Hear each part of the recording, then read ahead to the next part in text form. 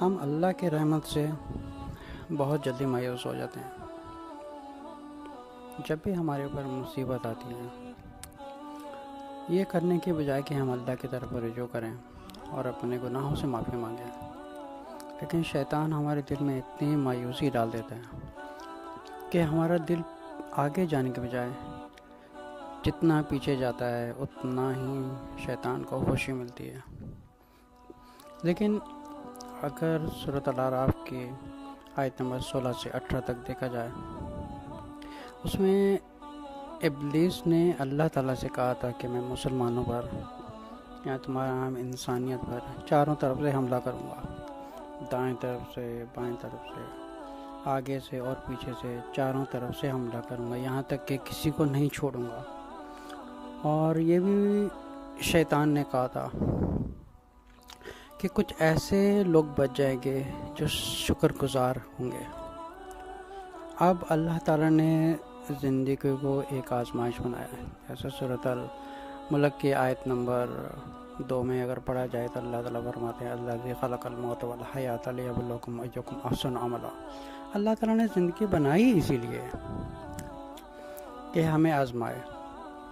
اور جنت اور دوزخ کو اللہ تعالیٰ نے ہمارے لیے چھپا دیا ہے، لیکن اللہ تعالیٰ نے قرآن کو ایک ہدایت کا ذریعہ بنا کے بھیجا ہے کہ جو اس ہدایت پر عمل کرے گا وہ فلاح پائے گا، جو اس ہدایت سے دور رہے گا تو شیطان کے ہاتھ چڑھے گا وہ، اور وہ اس کو اتنا گمراہ کرے گا۔ اور اپنے آپ کو بچانے کے لیے جو سب سے پہلی چیز ہے عقیدہ، ہمارا عقیدہ بالکل صاف اور کلیئر ہونا چاہیے کہ ہم ایک اللہ کی ذات کی عبادت کرتے ہیں اور اسی پر ہم توکل کرتے ہیں۔ اب جتنے بھی حضرات بیٹھے ہیں، ہم میں سے یا مجھے ملا کر یا ہم سب لوگوں کو ملا کر ہم میں سے کوئی بھی ایسا نہیں ہے جو گنہگار نہیں ہے۔ فرق صرف اتنا ہے، ہم میں سے کچھ زیادہ گناہ گار ہیں اور کچھ کم گناہ گار ہیں۔ تو جتنا ہم اللہ کی طرف رجوع کرتے ہیں اتنا ہی ایک شیطان کی طاقت کم ہوتی ہے۔ اب جب شیطان نے یہ کہا تھا کہ میں چاروں طرف سے انسانوں پر حملہ کروں گا، تو اس کے بدلے میں ایک اللہ تعالیٰ نے ایک ایسا دروازہ ہمارے لیے کھول کے رکھا، کہ اللہ تعالیٰ نے ہماری انسانیت کے لیے کتنی آسانی پیدا کر دی ہے کہ چاہے انسان کتنا بڑے سے بڑا گناہ کر دے، لیکن وہ صرف ایک دروازہ ہے، وہ ہے توبہ کا، اور اللہ سے رجوع کرنے کا، اور واپس پلٹنے کا، اور استغفار کا، اور اپنے گناہ سے سچے دل سے ایک گلٹی فیل ہونے کا۔ اگر سورۃ زمر کی آیت نمبر 53 میں پڑھا جائے تو اللہ تعالیٰ اپنے رسول صلی اللہ علیہ وسلم سے فرما رہے ہیں کہ جا کے ان لوگوں سے کہہ دو۔ اچھا، کن لوگوں سے کہہ رہے ہیں؟ دیکھو کتنا خوبصورتی سے اللہ تعالیٰ بیان کر رہے ہیں۔ اللہ تعالیٰ نے کل یا عبادی، اے میرے پیارے بندو، الذین اسرفوا علی انفسہم لا تقنطوا من رحمت اللہ ان اللہ یغفر الذنوب جميعا انہ هو الغفور الرحیم۔ کتنے خوبصورتی اللہ تعالیٰ فرما رہے ہیں۔ اللہ تعالیٰ ان لوگوں کو پکار رہے ہیں جو گناہوں میں ایک حد سے گزر، چاہے وہ شرابی ہو یا زانی ہو یا وہ سود کھانے والا ہو، کس حد تک اس نے، یہاں تک کہ کتنے سینکڑوں قتل بھی کیے ہوئے ہیں۔ اللہ تعالیٰ کتنے کریم ذات ہے ہماری ذات کے اوپر کہ ہم ایک سچے دل سے اگر توبہ کریں تو اللہ تعالیٰ غفور الرحیم ہے، معاف کرنے والے ہیں۔ اگر ہم اپنے کرموں کو دیکھیں، اگر اس بات پہ غور کیا جائے کہ اللہ تعالیٰ نے 7 دروازے جو ہیں وہ دوزخ کے رکھے ہیں، لیکن اللہ تعالیٰ کی ذات نے 8 دروازے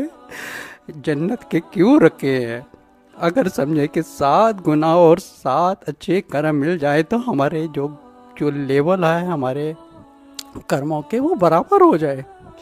لیکن اللہ تعالیٰ کی ذات کتنی غفور الرحیم ہے۔ اس نے ایک دروازہ ہماری ذات کے اوپر اتنا خوبصورت رکھا ہے، وہ دروازہ ہے اس کی رحمت کا۔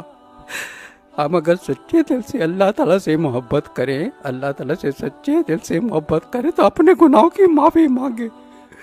اے اللہ تو رحیم ہے، تو معاف کرتے ہیں، اللہ ہم گنہگار ہیں۔ ہم بہت گنہگار ہیں، ہم تیرے سامنے کھڑے ہونے کے قابل نہیں ہیں میرے اللہ، تو معاف کرنے والا ہے۔ اگر اس دعا کو سچے دل سے پڑھا جائے تو اللہ غفور الرحیم ہے، وہ معاف کرنے والے ہیں۔ اگر پھر گناہ ہو جائے پھر بھی ہم اپنی ہمت نہ ہاریں، کیونکہ ایک دفعہ جب گناہ انسان کرتا ہے تو اللہ تعالیٰ تو شیطان اس کے دل میں ایک مایوسی ڈال دیتا ہے کہ آگے بڑھنے کی بجائے یہ پیچھے جائے، لیکن اللہ تعالیٰ کتنا غفور الرحیم ہے، وہ کہتے ہیں کہ اگر مرنے تک آخری سانس تک بھی دل میں نیت کر لے توبہ کی تو اللہ بہت غفور الرحیم ہے، معاف کرنے والا ہے۔ آئیے ہم سب مل کے اپنے گناہوں کی معافی مانگتے ہیں اللہ تعالیٰ سے، اللہ تعالیٰ کی رحمت سے مایوس نہ ہوں، اور اللہ بہت غفور الرحیم ہے۔ چاہے ہم سے کتنے بھی گناہ ہو جائیں، صرف اس کے لیے وضو کریں، سچے دل میں نیت کریں اور 2 رکعت صلاۃ التوبہ پڑھ کے ایک آنسو ٹپکا دیں دل کی گہرائی سے، تو اللہ تعالیٰ جو ایک دل کی گہرائی سے آنسو نکلا ہوتا ہے وہ زمین میں ایک لگنے سے پہلے ہی اللہ تعالیٰ اس کے سارے گناہوں کو بخش دیتے ہیں، پھر ہم اپنی نئی زندگی سے اپنی ایک نئی شروعات کر سکتے ہیں۔